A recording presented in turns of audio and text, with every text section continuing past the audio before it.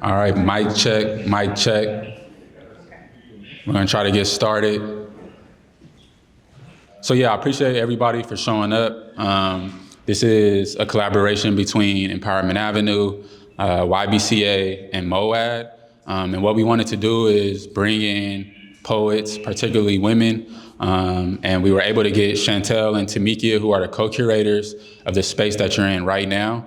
And so all of the poets had a chance to come and experience the space, get an understanding of what Chantell and Tomiekia created, and we asked for you to sit in this space and to create poetry based on what you felt and share with us today. And so I'm excited to see not only what you felt, but hear and listen, and then get your take and perspectives on sitting in the bed.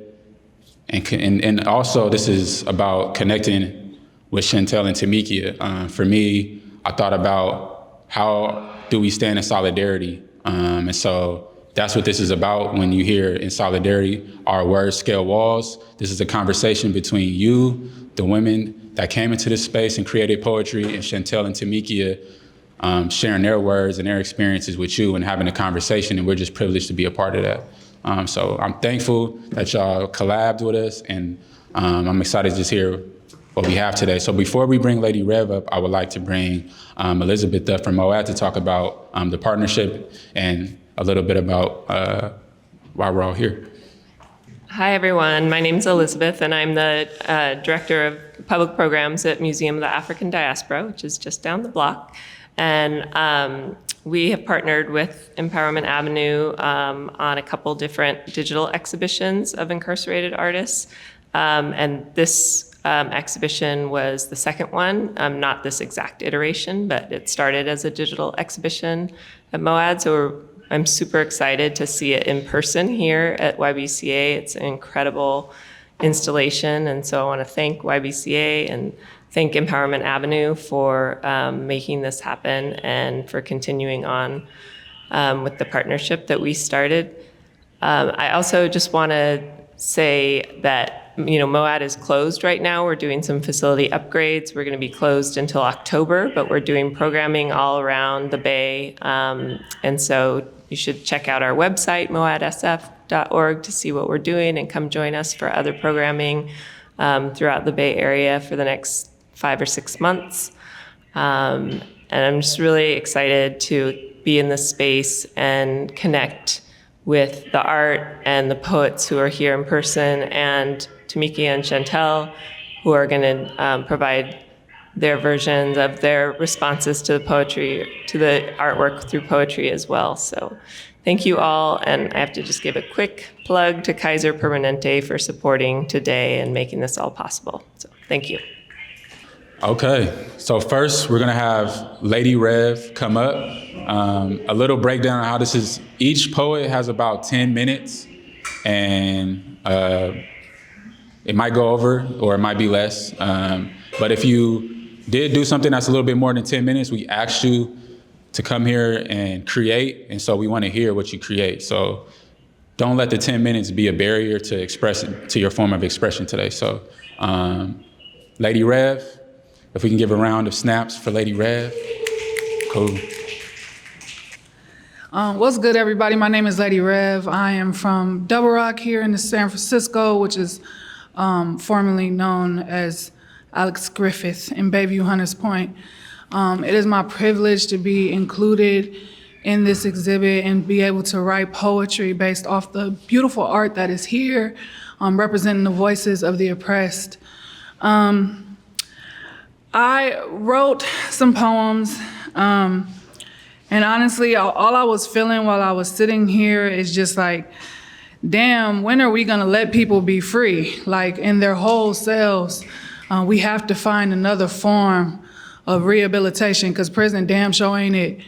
And there's no way in hell it'll ever accomplish that. So I just wanna hopefully bring some light to it in these words. So I do this little thing, right? When I write off of art, I write down like some of my initial thoughts or some of the things that came to mind when looking at the pieces. So here's some things that came to mind. It was Crossing through realms, imagination is freedom, using what we got to get what we need. Hypocrisy of humanity, what does it mean to imprison the portals of life? Evolution of self, longing for freedom. Death as the only form of relief, slavery, abandonment, all forms of institutions and oppression, school to prison pipeline, no privacy, where is humanity in imprisonment? Allowing people to evolve, condemning people for mistakes, what's real rehabilitation? Freedom of self-discovery, different versions of self, how support helps people survive, laws as gatekeepers of inhumanity, and art as escape. So those are some of the things that I thought of. I'm just sitting here in this space and taking in the different pieces. And so boom, I'm gonna tell y'all what I wrote. If body be empty, where does the soul go? Do chains go to heaven? It's many forms of justice, but only one form of peace. How do we know what we know and who protects it? Laws of the land used to steal sovereignty are the same laws used to steal my humanity, but there's apparently no connection.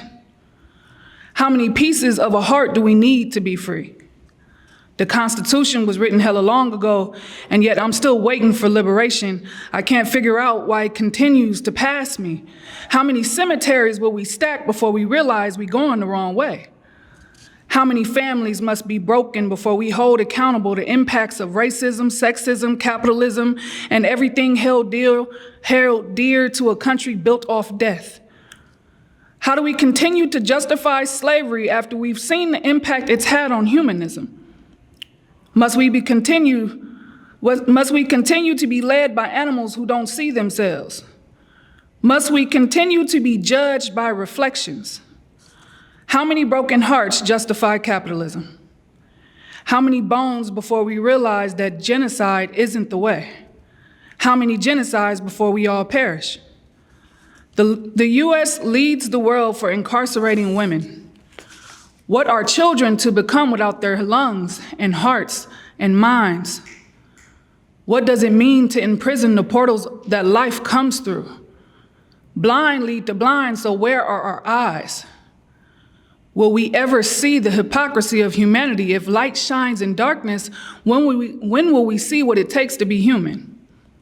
When will we stop punishing the victim? Where there is oppression, there must be freedom.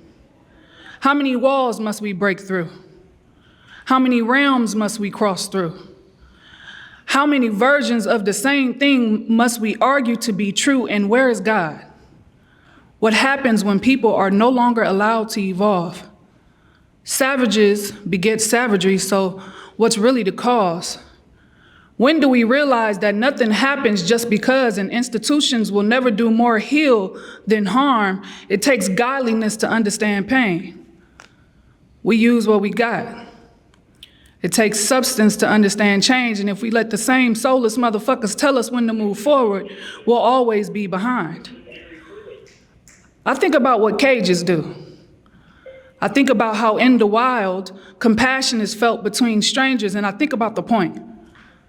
What is devastation if not a new beginning? What is trying if not never ending? I need faith, need hope. Pass on silently, note after note, as I search for what freedom really means. As I fight for my sanity with no privacy or manic undertaking possibilities, there is no wrong or right, there is no one path. Who made me the villain? Why does money dictate forgiveness? How can progression justify imprisonment? How can children understand justice without power in it? All this shit is ridiculous. Terrorism is prison. What is reform without reform? And how many bodies does it take? Must we face extinction before we escape patriarchy, or do we bleed in vain? Do these bloodstains paint you happy?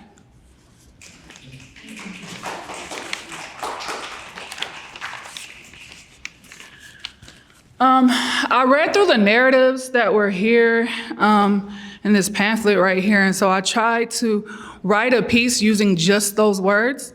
I kind of took out different words and sentences from the narratives and tried to piece them together. So that's all I can say about this piece. Useless, dysfunctional, falling apart prison cell. It's only here in my bed that life realizes its proper value.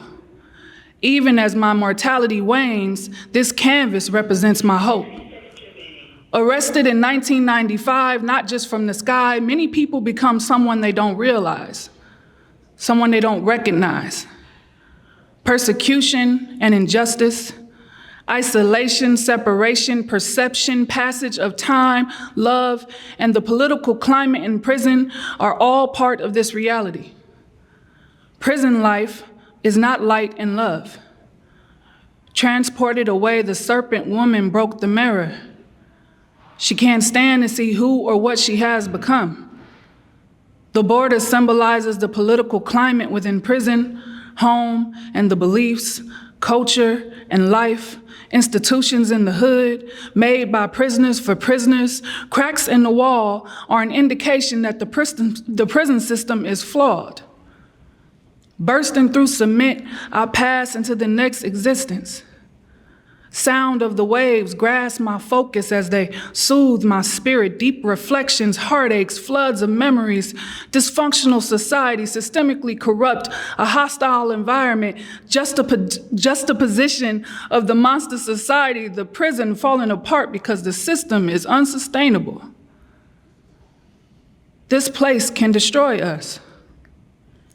Chained by haters and unprepared for death, refuge and savior is my prison bed, mental healing space, a fateful trip, dreamscape of my imagination, starship through which to escape, bridge my connection to both worlds, outnumber those who control us and oppress us, moment of freedom and saving grace, the beauty in nature and the lack of it in prisons.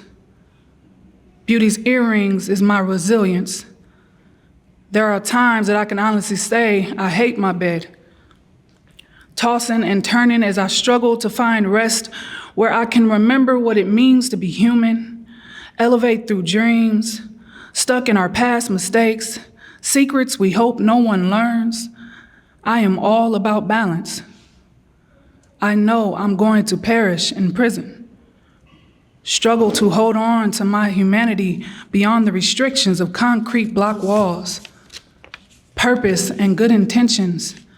I don't want to wake. Blissful bunk freedom.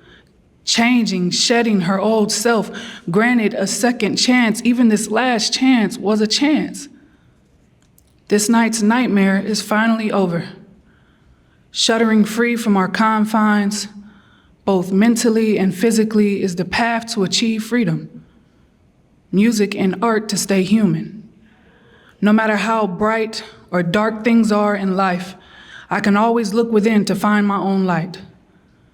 Butterfly represents freedom and future. My future is my family. It can be folded in half 3 times. Those who are well-grounded with good roots can survive. We are not our worst mistake. God will show us who we are meant to be. Alive or not, freedom is mine.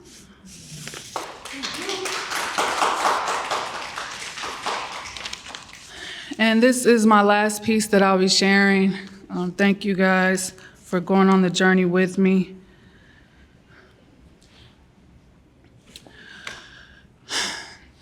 Go down, Moses, way down to the promised land, and tell old Pharaoh, let my people go. I said, go down, Moses, way down to the promised land, and tell old Pharaoh, let my people go. What be rest for the weary? Souls left between past and somebody else's future. How do flowers flourish in captivity, and in whose name? If each petal falls, who's cursed? And is this the right course of action? Why can't we bloom every season? Every day is a testament of resilience, and yet strength is withered here.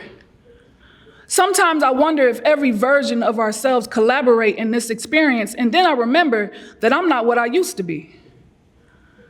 I wonder how many suns justified this many moons, and why I haven't felt the weight of freedom the same as I do when I lie in my bed.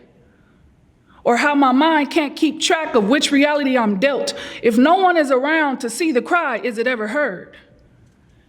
Brick by brick, my humanity is taken, and I wonder to whose benefit. How come human is the most inhumane when power shifts? Some beasts go untamed and hold prey, so why am I so different? We ignore nature's criticism and displace hearts. Where are the ancestors that fought for my life to be different? Did I disappoint them by not understanding these systems? Is this what they actually imagined? There will never be humanity in oppression. Imprisonment is a classy form of slavery. When will society make the connection? We are still using chains. How do you define rehabilitation under manipulation? How can you control the substance of a person and then be surprised by the results? How can you create poverty and pain and then be surprised when people don't want it no more? What be hope in confinement? What be prosperity where only a man's eyes can define it? If I lie empty, will you water me? Replant my dreams to ensure my lineage be represented. I don't know the difference, but I'm trying to figure out how much you're willing to sacrifice. Don't let you be tongue-tied when my pride is pushed to the side, when no more generations can benefit from this harvest. Weed it all out.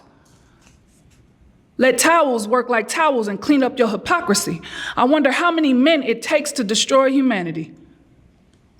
How do you want me to master feminine and masculinity while never even having a voice or choice in the matter? How you can stand proudly after deconstructing freedom at your own leisure? What happens to a heart untended? What happens to women separated from their children? What is punishment for never forgiving? Constantly pressed between what's here and what's left. And I'm just here trying to take my last breath, and there's a sheet on my chest, and it reminds me that my life ain't even mine to release. I'm indoctrinated to beliefs my ancestors fought against, and systems disguised as revolution force poison on my lips, be nothing and everything like water and air. I'm trying to figure out which element I have to be to support eyes shifting, or shorter sentences, or second chances, or chances after chances, or being punished by a country that has never owned its own mishandling. Whose choice is this? Puritans or American? Church of Britain or Church of Men?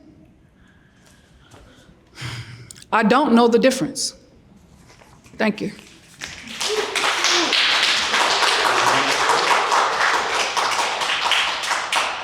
All right. If we can give another round of snaps for Lady Rev, who came and just caught the words of Chantell and Tomiekia and all the artists. I think you embodied exactly what this is supposed to be. This is supposed to be a conversation of words, and I just reiterate that. And I felt like you really caught their words and created artwork, literally. So I just want to say thank you for coming up here and being so vulnerable and giving us and delivering us that. So next we have Tomiekia, co-curator of the space that you are all sitting in, and I hope you get a chance, if you haven't, to walk through this space and feel exactly what her intentions were. So Tomiekia, and I just want to say we never do this. She is like gonna be able to see and feel y'all. We usually have a call, so I'm excited for this.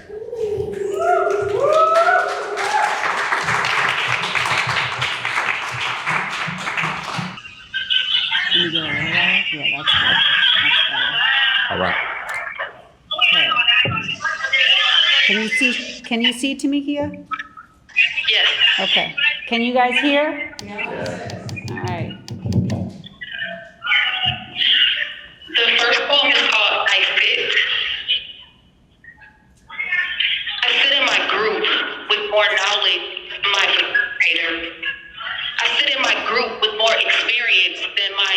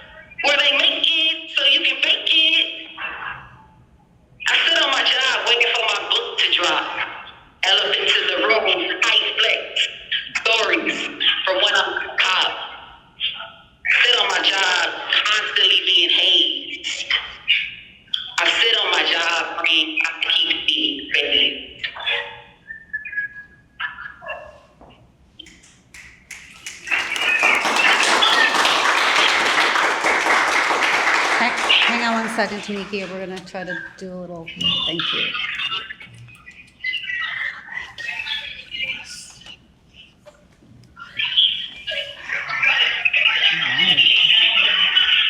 Okay. Red light on the body cam. They looking for me to fuck up. Surrounded by fuck ups. I still won't fuck up. Red light on the body cam. Good morning, ma'am. Minding my manners. I always am. CDC knows my bras, knows my panties, knows the colors, knows how many. I know you need me. Let's forget the penitentiary. I'm paid in full like EPMD, the antidote for a suffering society. Trained to mentor, twerk, debate, box the establishment, staff inmate. Under surveillance, assaulted on tape. Lost the grievance, staff still retaliate. Covering my skin when the boogeyman come in. Under flashlight and blues, committing sexual sin. Crony inmates are mandated reporters, finding clever ways to rob and extort us. The elite, they really average, but they don't want you to see. A black lieutenant hating on me, hired another hater to mentor me. Staff an inmate scheme to censor me, pimping me out to the surrogacy. Oh, mentor, my resume coughed and vomited yours. It's my NIL that opened the doors. Elephant in the room, never assume your name won't pop up, stuck in the loom. Stuck in my cell, mind in shape, running thousands of miles, body looks great. I'm the standard, the system needed me. Napoleon Dynamite standing next to me. I got enemies, got a lot of enemies. Healthy arrogance, needed by my frenemies. Red light on the body cam. Good night, ma'am. Minding my manners, I always am.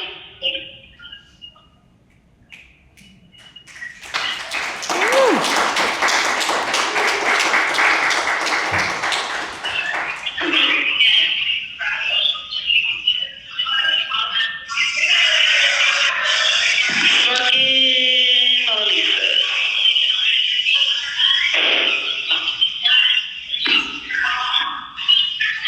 I lost the visual. Can you hear me?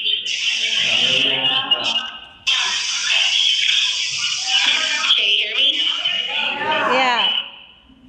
So go, because I can't see anything, so I'll just Oh, go. you can't see anything? Okay. Okay, now I You can. can't, okay. Okay, go ahead. Marking Mona Lisa. Be myself and I is all I got in the end. Came in the world without a care or a friend. I'm amazing too. Chop up the game with you. Smirking like the Mona Lisa. It's like think I do. Me, myself and I is all I got in the end. Came in the world without a care or a friend. I'm amazing too. Chop up the game with you. Smirking like the Mona Lisa. It's the thing I do. Felt the setup is set up to fail. Art is a slang.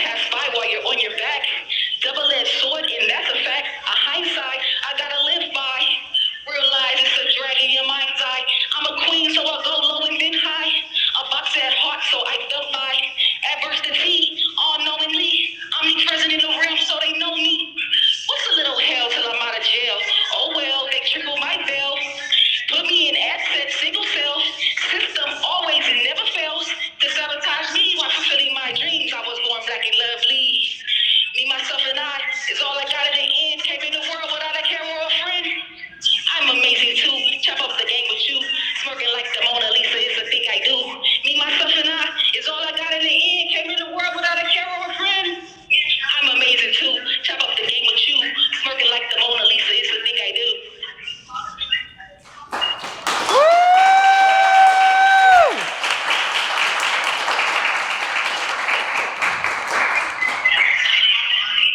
Thank you, Tomiekia. Thank you very much. I appreciate it. I'm cutting out 3, 2,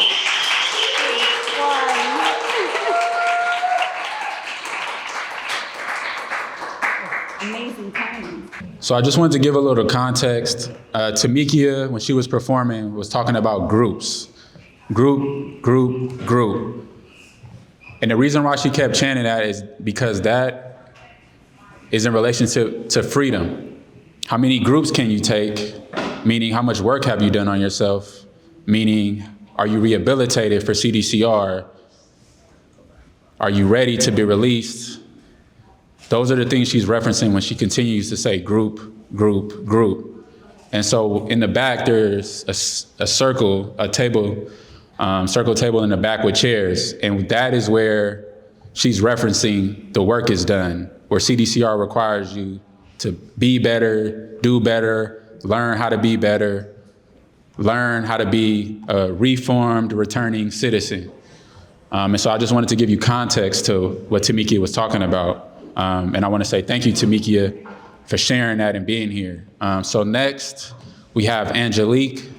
I don't know if I'm saying this right. On Instagram, it's Leak Speaks. All right. And so can we give a round of snaps for Angelique? How you guys doing? Good. So I was honored to be asked to do this, and I'm at a point in my life where God is moving me to be transparent in ways that I hadn't done before. And this exhibit in particular means so much to me because of my own past, but also because prior to coming in here today, I was having a conversation with my mom. I live in Southern California now, so I just got in last night, but I haven't talked to my mom too much in the past 2 weeks, not because of anything going on with us, but it's always bad news, how I would say it. And so the life I live is a little bit more removed from where I come from. And so I curate events and things, and I just had an event in Orlando, and right at the beginning of my event, my mom calls me to tell me that I have a twin brother, that my twin brother had a stroke, right? Only thing is, my twin brother's in jail. So before I came in today, my mom was filling me in on his health, his things, her work, trauma dumping, you know? And she went from talking about her job to my brother and all these things with him, and then she went on to talk about how the court case is coming up for our cousin who was murdered almost 2 years ago. And so it's like, this shit is my life. It's my life. We leave from here, and this may just be an exhibit to all of us, but since I'm in the area, I'm gonna go try to visit my brother on Monday. And in the poem that I have, I'll share a little bit more, but my brother, my twin brother, has been in and out of the penal system since we were 12. Wow. I'm 35. So when I came here, everything just got real for me. And I'm just so thankful because families don't usually get a chance to speak. And people know me, they don't know any of that because I don't talk about any of those things. They think that things are one way, but on the background, I have all of this going on. So I'm thankful to be here today. And I'm thankful to be able to share. And then my shirt is from Free Her Institute, which is a program that's dedicated to the research of ending incarceration for women and girls. So I made sure I wore this so that you guys could know about this, because there are people who are doing things for our sisters. There are things that we can do. 100% of the proceeds from the purchase of this shirt, I purchased 2 shirts and this wristband, go to that research. So what we're doing here is a beautiful thing, and the fight must go on for our sisters inside and our brothers too, but we're focusing on the ladies today. So we're gonna see how I do with this poem.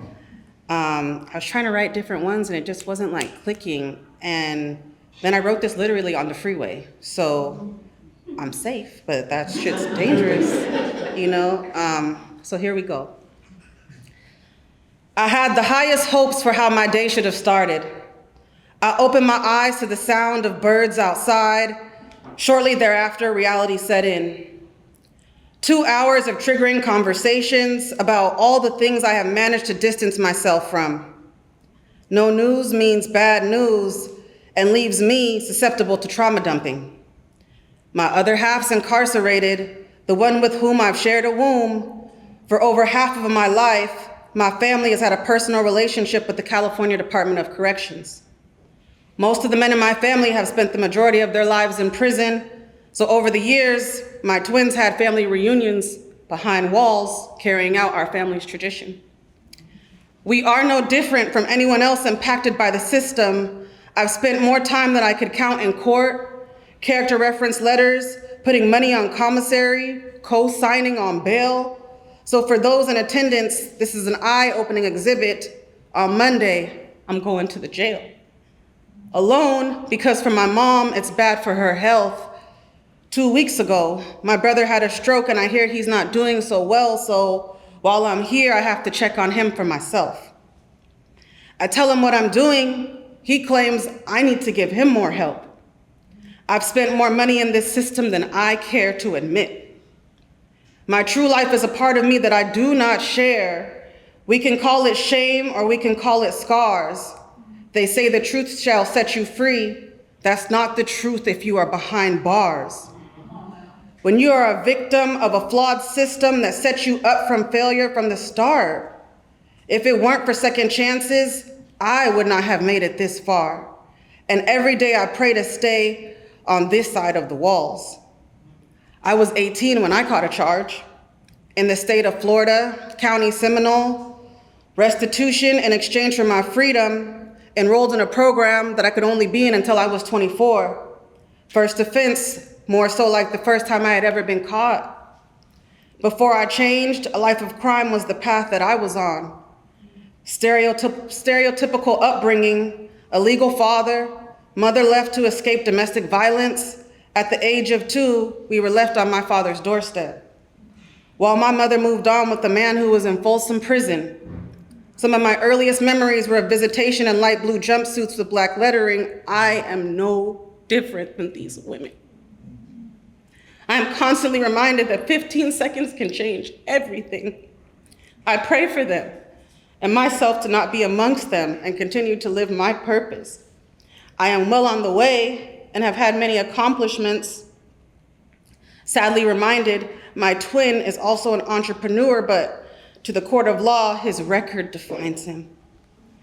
I wish I had all the answers, but I am only left with questions like, what happens now to the kids?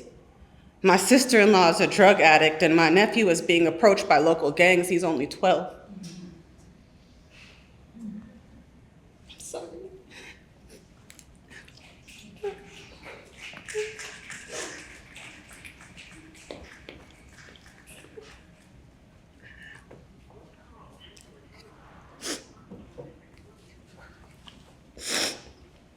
Looking for love, she deprives him of, becoming susceptible to follow in his father's footsteps. The cycle was set up for this to be his future. Pipeline spoon feeding our people into cells. And then I parked, so I had to stop. Thank you.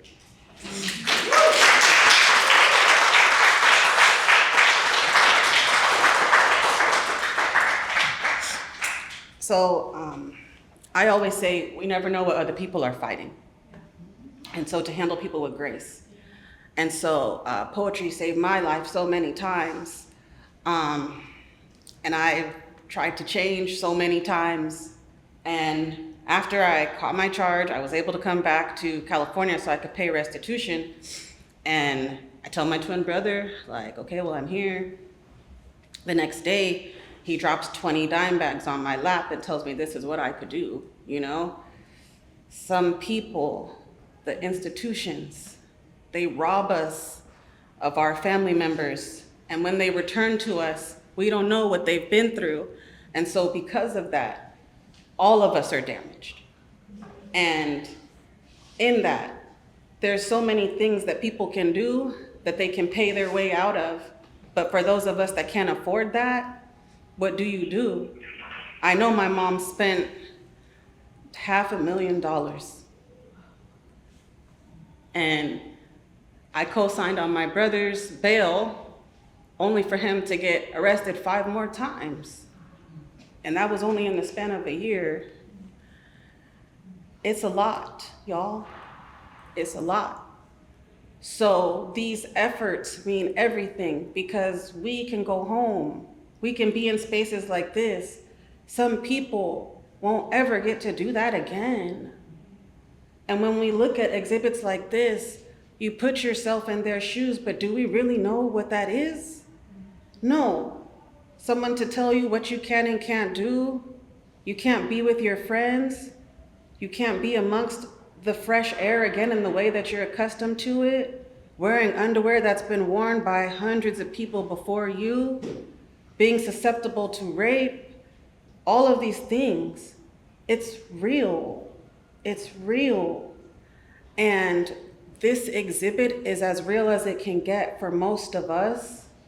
But I implore all of you to continue to do the research, continue to fight the good fight, to get active with places that held spaces for incarcerated gentlemen and women, library books, whatever we can do. There's so much that we can do. We look at a Hostess cupcake, like $2 is not that big of a deal, and you would be surprised what people would do for a Hostess cupcake that are incarcerated.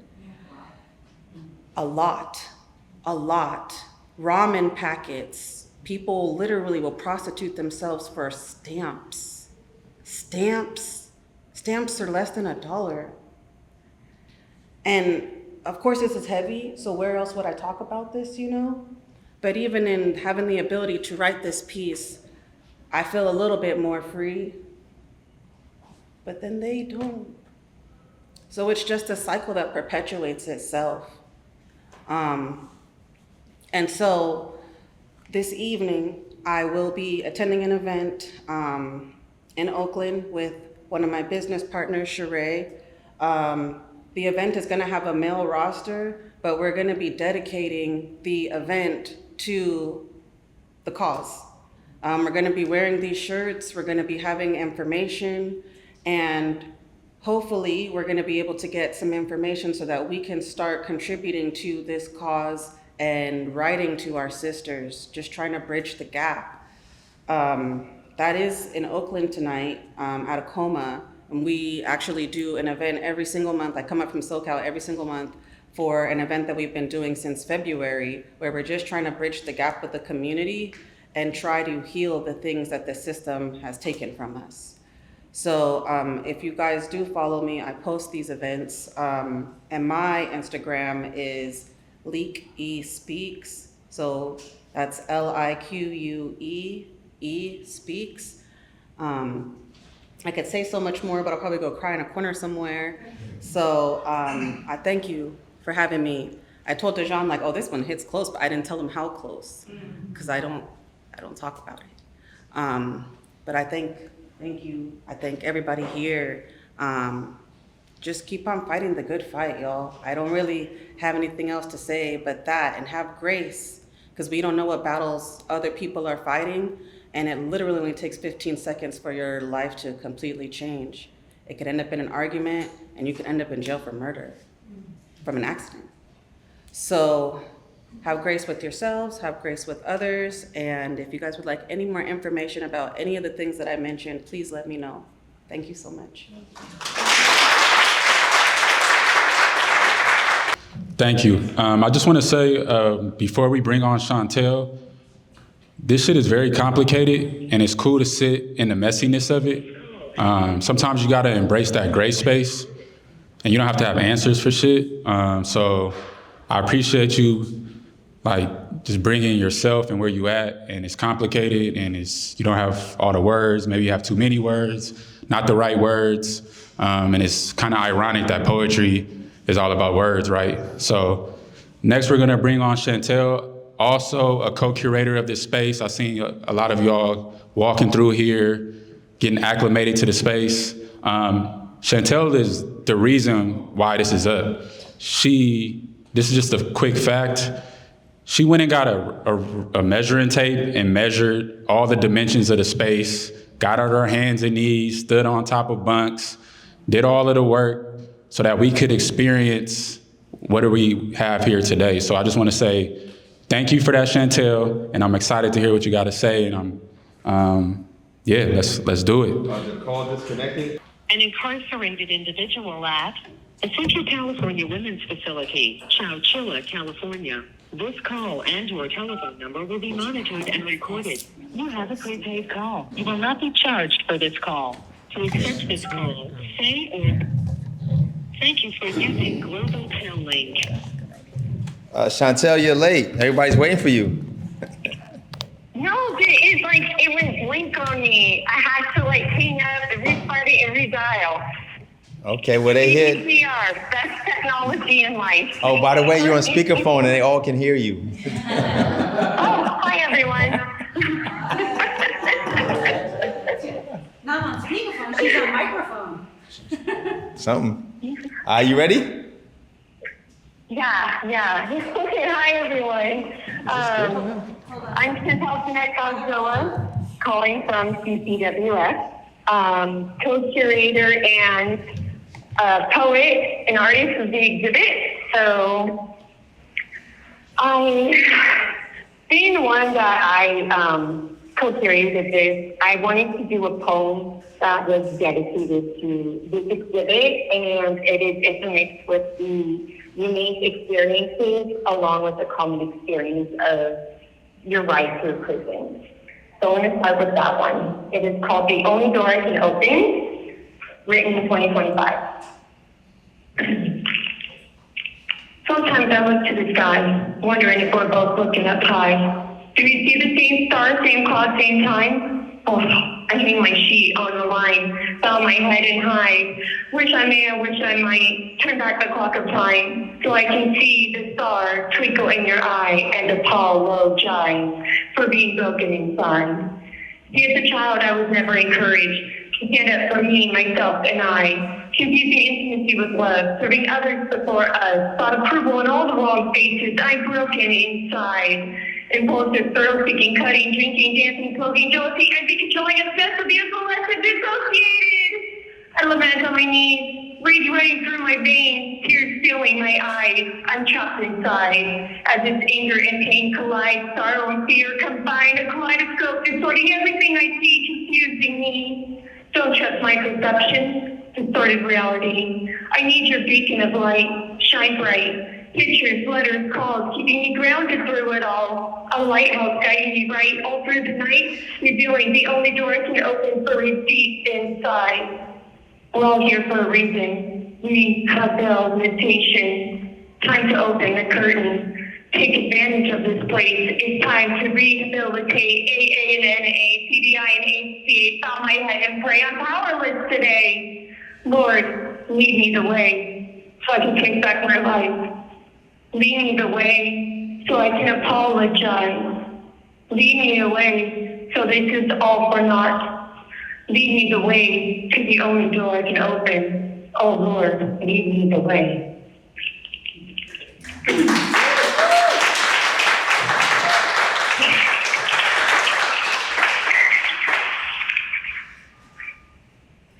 Thank you. If you paid attention to the lyrics, you're going to notice a lot of common themes with some of the art there, with the prompt being how is your bed in Antidote, a lot of the girls' dreams of the sky. or they would look to the sky for solitude and the stars, knowing that when they look up at the stars, their families at home are seeing the same one.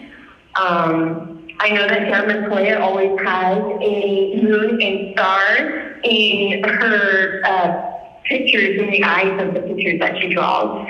And Liz Lozano painted a lighthouse that was guiding her through. So this poem really integrated everything. On a more personal level, I did write a second poem. Again, still within the theme of this particular exhibit. It's called If I Give You My Sorrow. And I'll do that one now, also written in 2025. If I give you my sorrow, what would you do? Would you take a moment and listen, show a little compassion? Would you offer a helping hand and point me in the right direction? Would you take a chance and stand in my shoes? Think you can handle it? What would you do? Okay, then stand in my shoes. Open your eyes. See what I see. Bunk 1, 2, bunk 3. A cop watching me pee. Think you can handle it? Carry all that weight. Think you can handle it? Crying at night, parted from your family. Think you can handle it? Slave before the state, 8 cents an hour, triple digit weather. Think you can handle it? Everyone's watching you under surveillance, constant 24/7. Think you can handle it? Carry multiple life sentences on your shoulders. This call and your telephone number will be monitored and recorded. If I give you my sorrow, what would you do? Would you pick up a bottle, drown yourself till tomorrow? Would you keep on stepping, walk on by, ignoring? Would you forget it all, act like this encounter never happened? If I gave you my sorrow, what would you do? Thank you.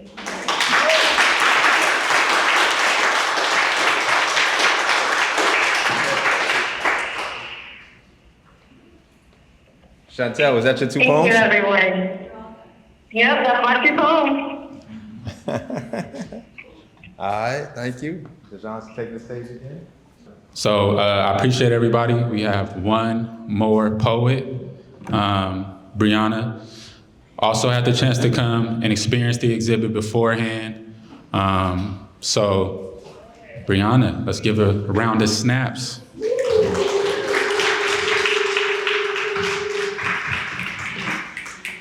I'm so honored to be here. Thank you to all the poets who have already gone. And thank you for being vulnerable. And I don't know if I'm just like overly emotional, but I'm feeling a lot of stuff in this space. So thank you for all of y'all folks for being here and getting to go through this experience all together. When I first came in here and experienced the exhibit, I think what stood out to me the most was this idea of one's relationship to their bed, and how your bed is this medium that allows you to escape your current reality. And I think in many ways, art functions like that. Art is this medium that exists in between this space of your reality and what's actually happening and possibility and what could be.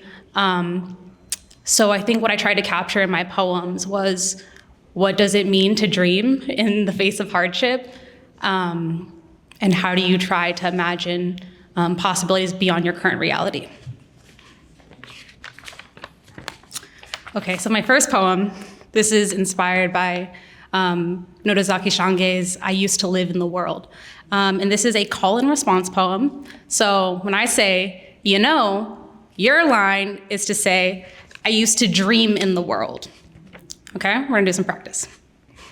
So I'm saying my poem, you know. I used to dream in the world. All right, one more time. Doing my poem, saying bars. You know. I used to dream in this world. Okay. You know. I used to dream in this world. Really whimsical, wonderful dreams. I imagine being drenched in sunlight, somewhere in a fertile garden with flowers in full bloom, basking beneath willow trees in afternoon rays. But now I'm well weathered, rotting from the inside out. The cold eats through my rickety frame. Unpulled weeds strangle my bones, you know. I used to dream in this world. fantastic, far-reaching dreams. I fantasized of writing and publishing the stories I scribbled down, bounded by a construction paper cover and staples. I promised myself once I would read every book in the world, but now my shelf is untouched, collecting dust. Can't bring myself to read because this is enough of a dystopian novel for me. Now I feel like a story with no spectacular bang, one that seems to just keep dragging on and on, you know. I used to dream in this world. Adventurous and extravagant dreams. I used to conjure up castles in faraway lands, a trellis walkway lush with creeping vines. But now I'm locked away in the ivory tower. Does my degree amount to anything when the world around me is falling apart increasingly faster by the hour, you know? I used to dream in this world. Boundless and untamed dreams, amazed by amusement parks and roller coasters, turns, shifts, and dips that leave my belly bellowing with laughter. But now anxiety is a dagger that lives permanently in my gut, my intestines the epicenter of a shoelace knot or prey caught in the grasp of a boa constrictor. You know. I used to dream in this world. I used to dream in the world, really dream in the world. But now I hide from the terrors of the day.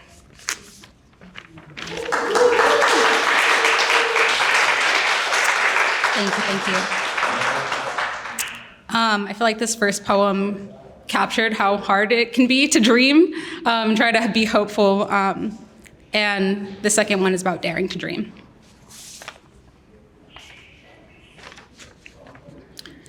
I had the craziest dream last night. In this dream, the girls, gays, and theys got together to storm the Capitol to replace old money, racist, misogynistic congressmen. In this dream, we have a woman for president. Yeah! In this dream, everyone's abuser got outed. We went back to hitting our husbands with cast iron frying pans, or we took Medea's advice and we used a pot of hot grits. In this dream, I walk the streets at night and I don't fumble for my pepper spray. I can wear whatever I want without worrying about the surveillance of the male gaze. In this dream, my body is simply just a body, not a sexual object. In this dream, every deadbeat baby daddy finally paid up, and the wage gap closed, and women were no longer overrepresented in menial labor. In this dream, my sister doesn't have to depend on the EBT and WIC program to feed her family. My mom stops working overtime. In fact, she gets a paid vacation to wherever she wants. In this dream, she doesn't have to worry about her children or the bills.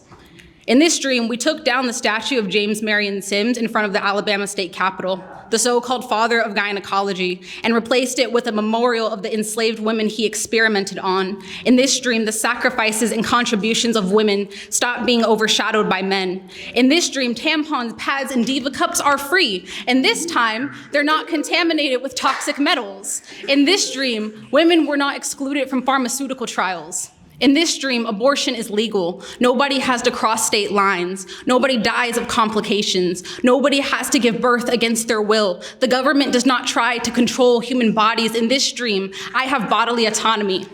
In this dream, domestic violence gets reported without fear of citizenship status. Migrant mothers and children are reunited. ICE detention centers stop performing forced sterilizations. In this dream, the fight against patriarchy is intersectional. In this dream, we defund the police. Angela Davis's face gets taken off the FBI website. Sonia Macy says, "I rebuke you in the name of Jesus," and this time, she does give that officer a boiling water baptism. In this dream, we don't wear handcuffs or shackles, abstract or physical. You know, I had the craziest dream last night, and I woke up to a world that wants nothing more than to smother me in my sleep, do away with me and my radical beliefs, but don't they know that there is nothing more powerful than a dream? So I reach and I grasp and I chase and I cry and I fight and I dream of being free. So I walk with my head high in the clouds, and I will not let doubt disturb me, and I dare to dream, and I dare to dream, and I dare to dream.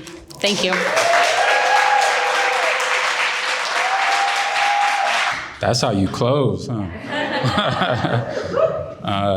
So yeah, as always, I want to thank all the poets, Chantell, Tomiekia, Angelique, Lady Rev, and Briana, but I also want to thank the audience, every single one of y'all for showing up. The goal today was to catch each other's words, and I think y'all did that.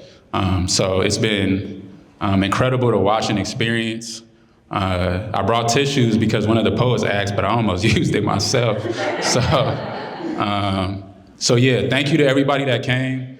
We're gonna pass it to DJ Sandina, La Positiva. We are not kicking y'all out. Y'all can listen to the music, but YBCA will let us know, but please experience the space, be in conversation with each other, catch each other's words, and in solidarity, our words scale walls. Thank you, everybody.